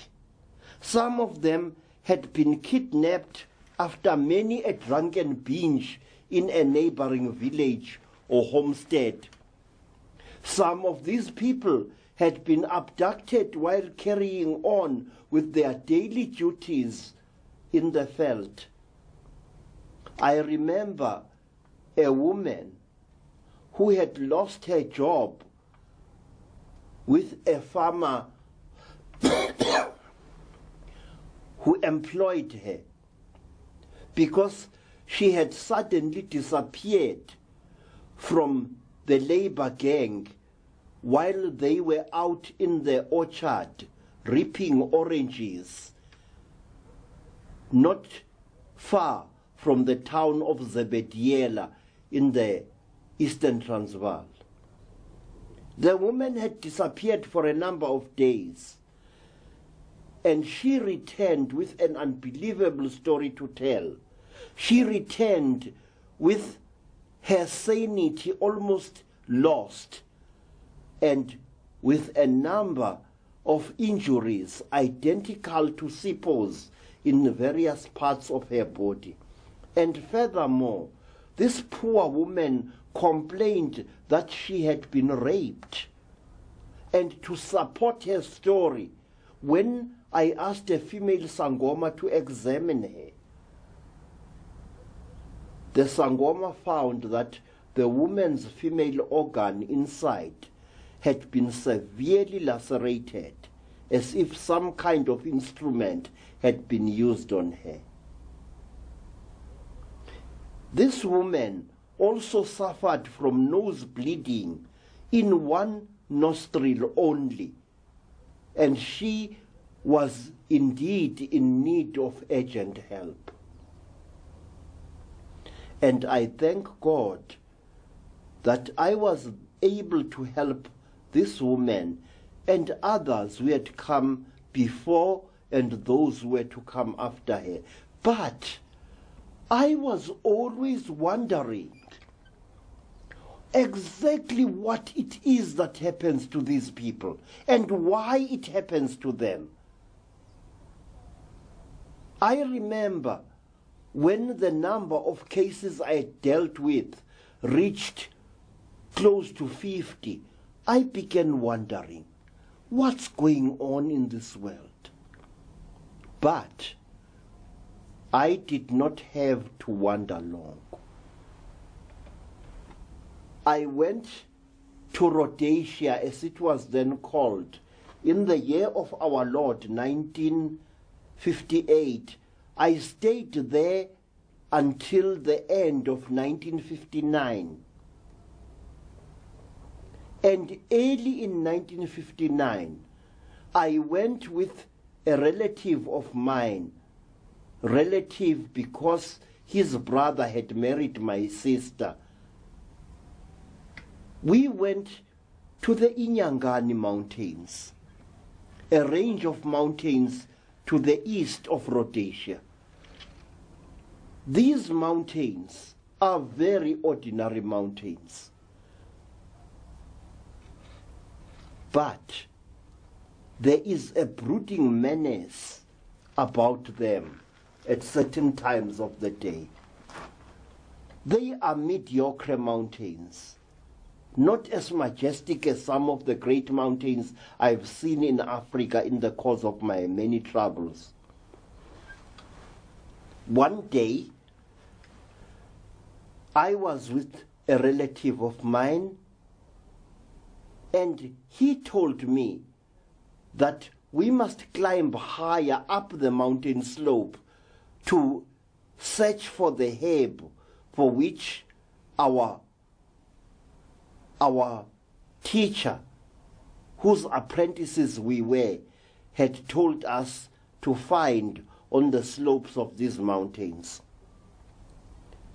I refused to go higher up the mountain because I was already suffering from a chest condition that made me lose my breath every time I tried to negotiate a mountain slope. So I stayed on the ground, and I went into dense bush in search of this herb. I saw a clump of this herb not far away, and I made a beeline towards it. I never reached it. A strange blue mist fell all around me. It was like a blue haze, a bright blue haze that seemed to fill the whole land all around me. For a few amazed moments, I looked at the landscape through this strange, shimmering blue haze. And what happened afterwards, I do not know. I regained consciousness to find myself lying upon what looked like a metal working table, a smooth table of grayish silvery metal, of the type that engineers and metal workers work upon. But this table was like no table I'd ever seen before. It was more like a counter, such as one would find in a supermarket. But it was of solid metal through and through. I was lying on top of this thing, and I was naked. And the fact dully registered in my mind. It was as if I was under the influence of some kind of drug or spell, in that I observed all these things with a strange detachment. I was just lying there on the table, not moving a muscle. I was on my back. And then all around me was this strange haze, a turquoise blue haze, or a curtain of transparent turquoise blue material. I do not know. And beyond this haze, I dimly saw that I was inside a room that looked like a railway tunnel, a small half-round room which curved away towards an unseen corner. This room was so small and so low that although I am a short person, my head would have reached almost to the roof of this very confined space. And then, through that strange haze, I noticed many designs made in black upon certain parts of this room, if I may call it that. I even saw a door partly hidden by the curvature of the place in which we were. I was. And there was something on that door, decorations or writing done in black against the silvery metal. And then, through the haze, I saw things moving. They looked like dolls. They looked so incredible that I couldn't believe what I was seeing. My mind faintly registered the spectacle. I wasn't even scared, just mildly surprised and stupefied. These things were moving towards me. There were 5 of them, and before I knew what was happening, one of them, the tallest and the largest by far, was very, very close to me. In fact, the damn thing, please forgive my word, was standing less than 8 inches away from me. It was short. It had a very large, round, hairless head. It had long black eyes, jet black eyes. It had small nostrils, no ears, and a slit of a mouth. Its neck was long, almost shaped like that of a crane. And the creature wore a garment which covered it from the soles of its feet right up to its neck. The garment reached up to the creature's wrists. Its hands were bare. The creature came towards me, and for a few moments we stared at each other, and I was conscious of a strange, revolting smell that emanated from the creature, a smell that somehow chilled the blood in my bones. I wanted to move, to run away, but my body would not obey the commandments or the commands of my mind. This creature was something to be feared, I sensed. There was something cold and unbelievably unfriendly in the creature's expression. It was a living thing, of that there wasn't the slightest doubt. It was human-shaped, but its face was utterly alien. For a moment we looked into each other's face, the creature and I, and then I noticed something. That the long black goggle-like things that seemed to cover the creature's eyes were really a kind of goggle. And behind the goggles, one could make out the creature's eyes, split pupilled and round. And I wasn't given enough time to dwell upon what I was seeing. As the other creatures came all around me, and the next moment a terrible scream was torn out of my lips as a burning pain seared into my thigh.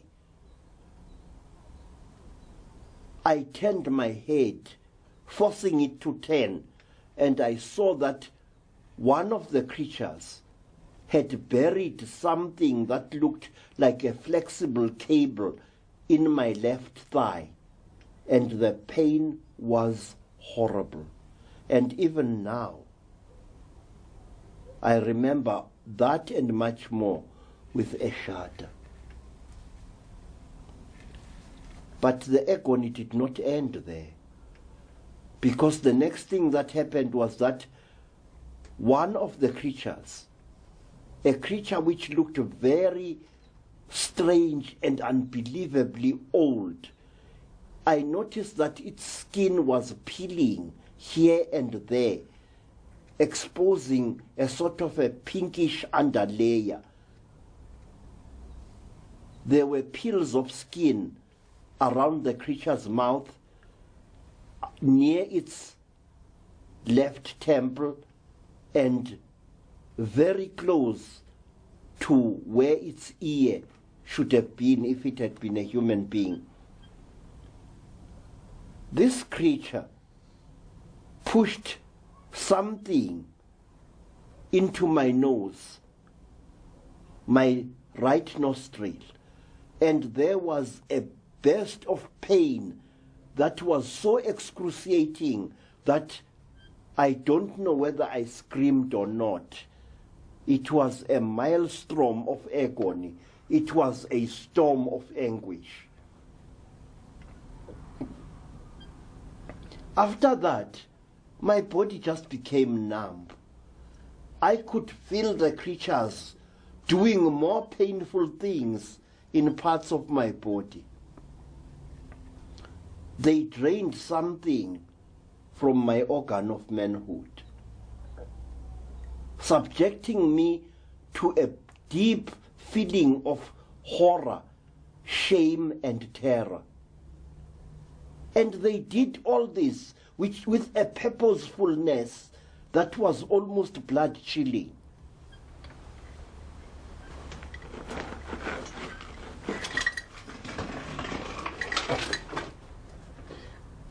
And I remember screaming and crying out for my mother. And the creatures didn't care what I was saying. They took absolutely no notice of what I was undergoing. To them, it was as if they were doing a job, like surgeons dissecting an ugly monstrosity on some table. To them, it was a duty of some kind, a duty which was attended by a desperation and an efficiency that was literally out of this world. I remember, after what seemed like an eternity of hell and pain, I remember that the leading creature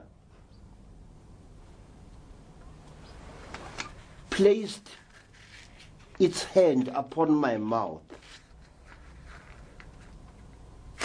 patting my open, screaming lips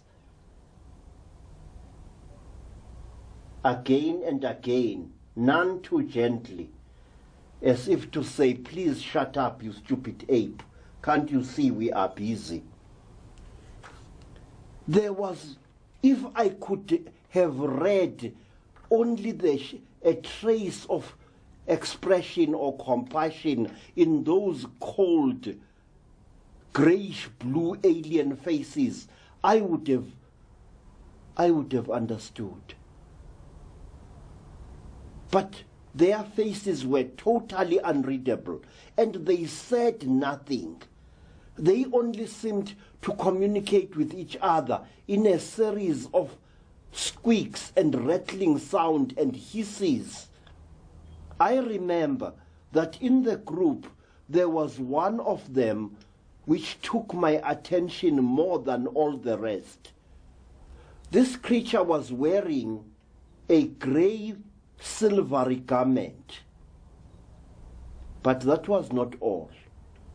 It was also wearing a recognizable cap with a visor, a cap of the type that schoolboys used to wear in some schools, a round cap with a little peak like a duck's beak in front. I noticed this, and it amazed me. What were these creatures?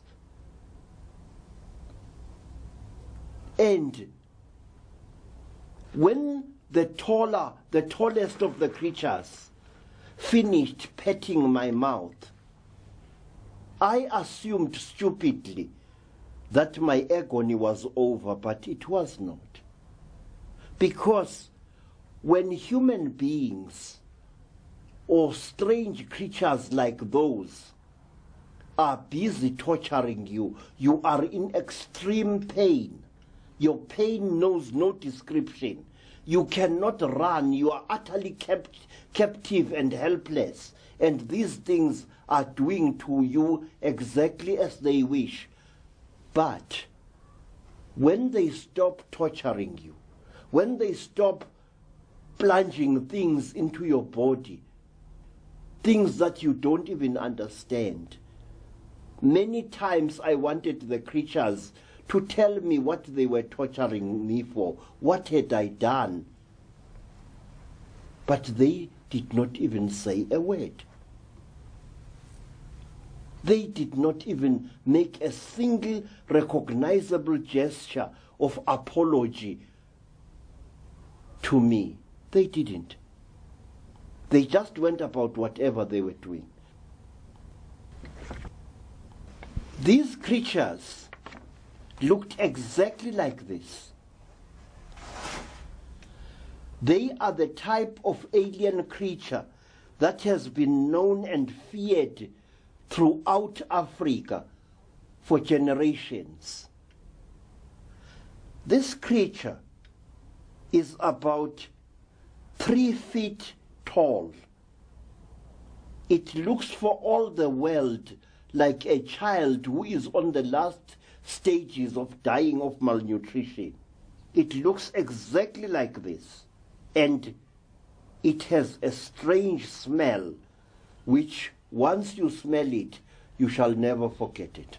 This creature is known by the Zulu-speaking people of South Africa as a mantindane. The word mantindane comes from the verb ntinda, which means to abuse, to fiddle with, and to torture by interfering with the victim's genitals and other private parts. This is an exact description of the Mantindan. It does exactly that. For hundreds of years, even mighty nations such as the Zulus, even powerful warrior nations such as the Botswanas and Xhosas lived in mortal fear of these creatures. Whenever a Zulu army went out on the warpath, Zulu warriors used to wear a strange cup-like device over their private parts under their loinskins. This cup-like device was very dangerous to a warrior in the heat of battle because it sometimes could get undone and get between the warrior's thighs, and cause him to stumble and fall, and so to get killed by the enemy. But the Zulus were so afraid of having their semen stolen by the Mantindane that they found this type of inconvenience acceptable, rather than that they should face the trauma of having things done to them by these beings. There is a huge tradition involving the Mantindan, the tormentors of the human race. But let me tell you this. Mantindanes are so real that you actually can eat one. And Zulus sometimes crack a joke. When you have done a Zulu a very great favor, the Zulu will sometimes say to you, "My friend, I don't know how to thank you. I should rather slaughter a Mantindane in your honor." Now, that strange statement hides an actual practice which is still being carried on in many parts of Southern Africa today. If a Sangoma finds a dead Mantindane in the bush, that Sangoma must invite his or her closest friends to a ritual feast on the dried flesh of this little monstrosity. And people who have eaten the flesh of a Mantindane become inseparable friends afterwards. The creature's flesh is utterly tasteless. It tastes for all the world like soft cardboard to which a little salt has been added. And if you have ingested the creature's flesh, then you must prepare yourself for great sickness. A terrible rush will erupt all over your body. Your breathing will be hampered. Your heart will beat with great difficulty. And for a few hours or 2 or 3 days, you will suffer unbelievable agony with your skin itching, numb, and burning as if you have caught smallpox. And you will come within inches of death itself, an agonizing death. And after that, you will be overcome by an unbelievable ecstasy, an ecstasy that no words of mine can describe.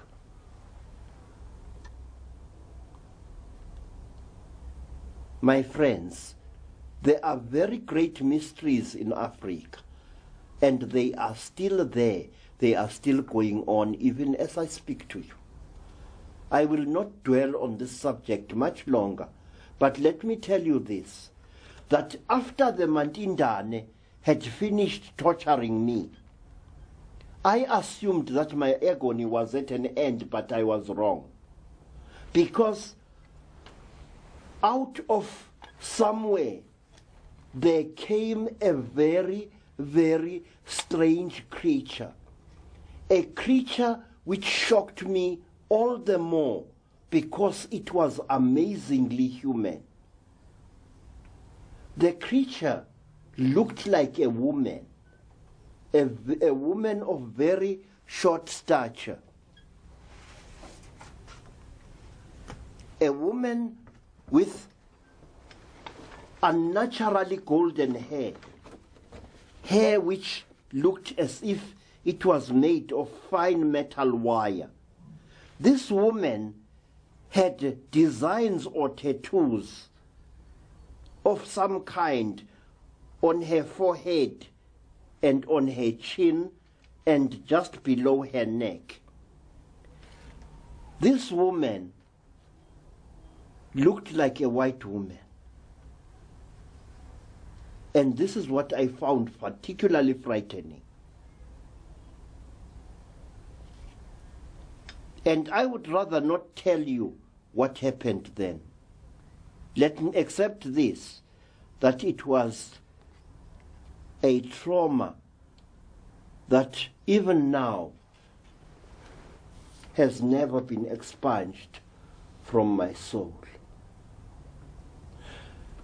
I was later to learn that this creature is the type of creature known by the Zulus as Ingupusana.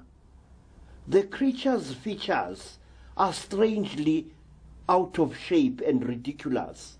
Some types don't even have eyebrows above their heads, but their eyes are always piercingly blue. Their eyes never blink for one moment, and although its hair is a metallic gold on its head, the hair in its armpits and other parts is a bright, shining metallic red. I leave to your imagination to work out what this creature did to me. And please remember that those were the days in South Africa when apartheid was still ruling supreme. And I walked the valleys of South Africa afterwards, haunted by a double fear. The fear of the Mantindane and also the fear of being arrested by the police for having broken a strange law which was in force at that time.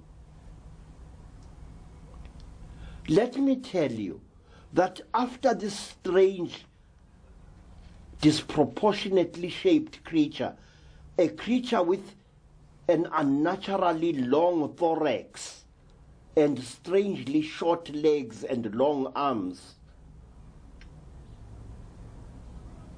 I was forced off the table by the Mantindane and taken to see a number of things which even now make no sense to me. More than 4 decades ago, I saw creatures in what appeared to be glass jars, little Mantindane swimming like ugly little frogs inside pinkish fluid. I saw other things that I cannot even pretend to understand or to describe. And then I saw in another place a number of people, yellow people, black people, and white people, undergoing the same brutal torture that I had undergone. But then one of the people was a man. I came so close to him as to look down into his agonized face. He looked up at me and I looked up at him. The man was a white man. And some years later, round about 1963, I was walking the streets of Johannesburg when a white man suddenly grabbed me by the shoulder.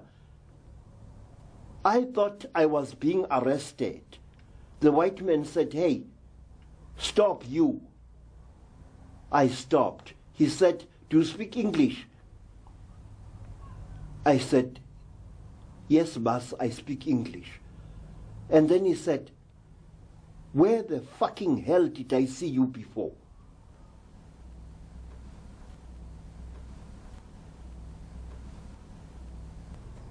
"Where did I see you before?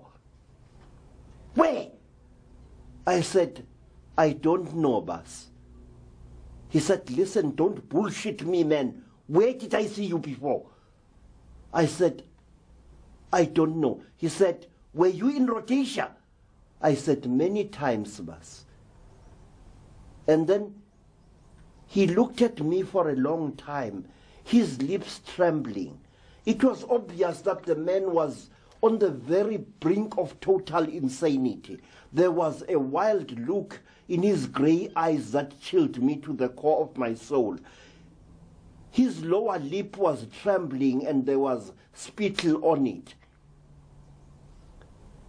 And then he pushed me away. And as he walked away, he said, "Stupid kafir, we were in hell together." Those words shall ring in my mind for as long as I live. Stupid kafir, we were in hell together. On the corner of Elof and Marshall Street, in the year of our Lord, 1963. The white man recognized me just as I recognized him. We were in hell together. It was one of the strangest events of my life, but many more were to follow. After I had been released from my strange imprisonment and torture. When I found myself back in the bush, I noticed two amazing things. One, that I was barefooted. I noticed, two, that my clothes were back on my body again, but they were torn and dirty, and they smelt of the interior of the place in which the Mantindane had been torturing me. I remember that my brown trousers was severely torn at the knee and in over the left buttock. My khaki shirt was also torn, hanging almost in tatters from my body. I remember that I painfully made my way along a dusty path, hoping that it would lead me to a village or a kraal. I did not know who I was and where I had come from. My memory was a blank. And as I walked along that path, memory slowly returned. I was Credo Mutwa from South Africa. I was in the land called Rhodesia. And even as I walked painfully hobbling, I came in sight of a homestead, two rondavels, and a square building of mud. And as I approached the homestead, two dogs came at me like thunderbolts. One grabbed my left leg and tore my trousers with one bite of its jaws. I fell to the ground and feebly tried to fight off the dogs, but the animals appeared bent upon murdering me, and I did not wonder, because I smelled strange. A strange alien smell hung over my entire body. I was grey and ashen, as if I had rolled in an ash heap for a number of days. I stank and I was very dirty. My identity documents were gone from my pocket, and so were the keys that I always kept in my pocket. People came out to drive away the dogs, and one of the people, a man, recognized me, and he escorted me towards a distant village where he had seen me living. It was the home of my teacher, a lady of the Makaranga tribe. The man asked me where I had been. I said I did not know. The man told me that I had been missing for 3 days, if not more, and that the tribal police had found my boots on the mountain slope, but the boots had not been unlaced. It was as if some force had sucked me out of both my boots and socks, leaving the footwear and the socks standing there in the veld.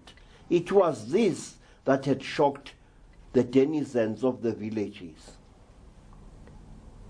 When I returned to my teacher's home, once more every dog made for me. One actually gave me a painful bite on my right calf, on the calf of my right leg. And then people ran away, some of them, at the sight of me. And it was only my teacher, Mrs. Moyo, who had the presence of mind to take me into one of her huts to have me bathed for over 2 hours in soap and warm water to remove the layers of dirt that now covered my body, and also to remove the stench that hung over my whole person. I was smeared with brilliantine from head to foot in order to kill the awful alien odor that hung over me. And I got sick for 2 whole years, hovering on the brink of madness. Such was the trauma. After my horrible experience, I was to meet other people who had undergone similar experiences. Black men and black women who had been through hell and back, and who carried marks as proof of their awesome experience, who carried injuries to testify that the words they were talking were true. Women got mysteriously impregnated and then mysteriously aborted also. People were captured again and again and yet again. And in me also, storms were brewing. It appeared as if these Mantindane creatures were bent upon following me through wherever I went. I could say more, but I leave that for others to tell when I'm gone from this earth. But let me tell you this, that there is no glory, there is no glamour, there is no sanctity in being captured and tortured by a Mantindane. People who say that these creatures speak to their victims telepathically are telling cheap lies. These creatures do not talk to you. Strange pictures are instilled into your mind. Pictures of the end of the world. Pictures of seas polluted almost to an inky blackness, where not a fish nor a bird is to be seen. Pictures of a landscape turned dry and dead, with the trees forever frozen, leafless and dead, on a landscape which is as hard as granite. Pictures of poisonous, dark yellow clouds swimming across the blue and poisoned skies. Pictures of mountains denuded of all life. Pictures of dust swelling where green things bloomed centuries before.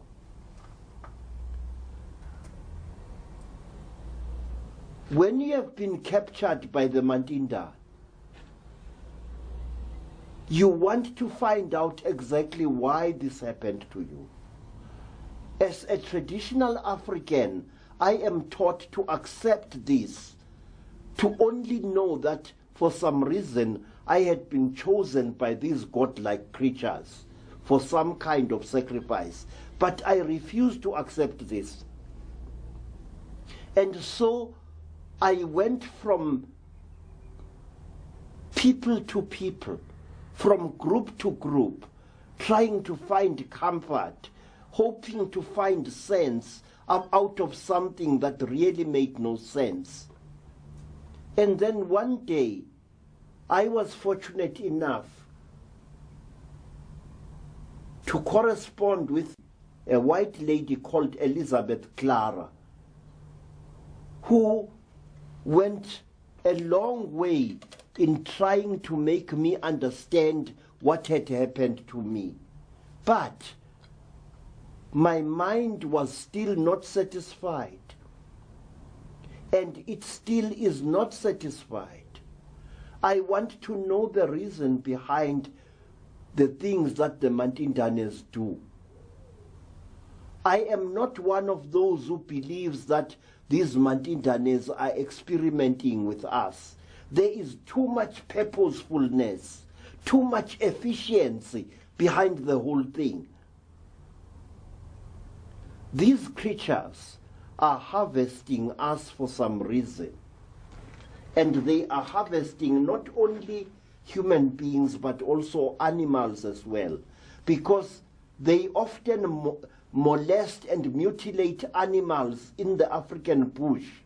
And each animal that has been molested and killed by the Mantindane is known by a number of facts. One, the animal never rots in the bush as it lies dead.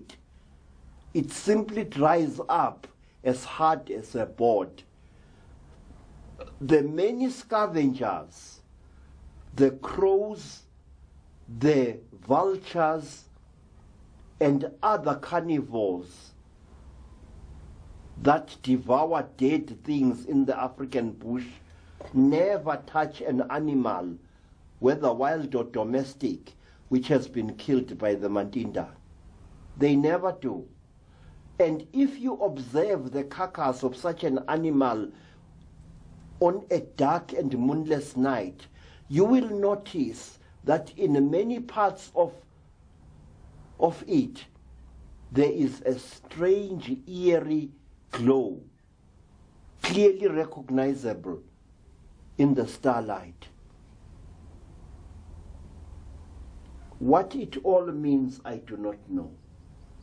All I do know is that somewhere out there are creatures of an extremely high intelligence, creatures that have haunted the lives of our remote ancestors for hundreds, if not thousands of years, creatures that still haunt our lives at this day and this hour.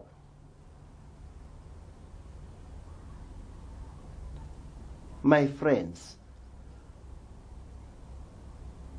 as a result of several years of experience, I would like to advance this argument. The Mantindane creatures do not come from any star or star system in space.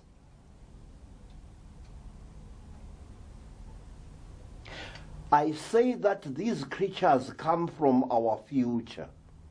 Why do I say so? Because this creature arrives on Earth completely protected by a helmet and a suit of what looks like metal, flexible metal of some kind. The creature's hands, feet, and head are completely protected against our Earth's atmosphere. So is the Ngadla here. It is completely sheathed in heavy metal. But with the Mantindane, the story is different. Mantindanes have been seen out in the open many times, their heads completely bare and their hands bare to the wrist, completely unprotected by any material or metal whatsoever. These creatures walk through our world as if they own it, a world in which there are so many poisonous substances. You will find Mantindanes bareheaded, their hands completely uncovered, in a world where logically they should be covered from head to foot. These creatures, furthermore, are capable of impregnating earth women. They seek fluids and flesh from us human beings. If these creatures were a species of creatures from some far planet, they wouldn't do that. they wouldn't be able to impregnate our women. They wouldn't be able to do what they are doing to us. These are our descendants. And when you have been worked over by them, you will understand that what they are doing to you, they do it with angry consciences. They are taking revenge upon us for what we have done to our future a few thousand years from now. And I am firmly convinced of this, and all things that have happened to me since that terrible day have served to confirm that these are our descendants, not aliens from some far galaxy, no. Now, one last thing, let me tell you. There is a race of alien creature to which the Ngupusana creature belongs. A race of creatures who are tall, with metallic golden hair and bright blue eyes. These creatures are often seen in Africa. They are known all the way from the Congo Republic right down to Ciskei in South Africa. And black people of many tribes call these creatures by a strange name, a name by which they have known them for hundreds of years. The name Watende, Walende, or Wazungu, or Walungu, or Balungu. Now, when Africans met white people from Europe, they transferred to the white people the name by which they had known these blonde-headed, blue-eyed extraterrestrials. The name was Zungu, Watende, Walende, and Balungu, or Belungu. Now, what does the name Watende mean? It means the people of the whirlwind. So does the word Mzungu, which is used by many tribes in Zimbabwe and elsewhere to refer to white people. So does the Zulu word Mlungu or Umlungu. It means the righteous one of the whirlwind. Why? Because when a ship, a spacecraft belonging to these beings descends upon Earth, it does so at a fast spiraling rate. And as a result of this spiraling, it causes a whirlwind to form, which often damages African hearts. So you see, the black people first became acquainted with extraterrestrial white men and women before they met the real article. And what a meeting it was, very explosive, as any history book will tell you. Thank you.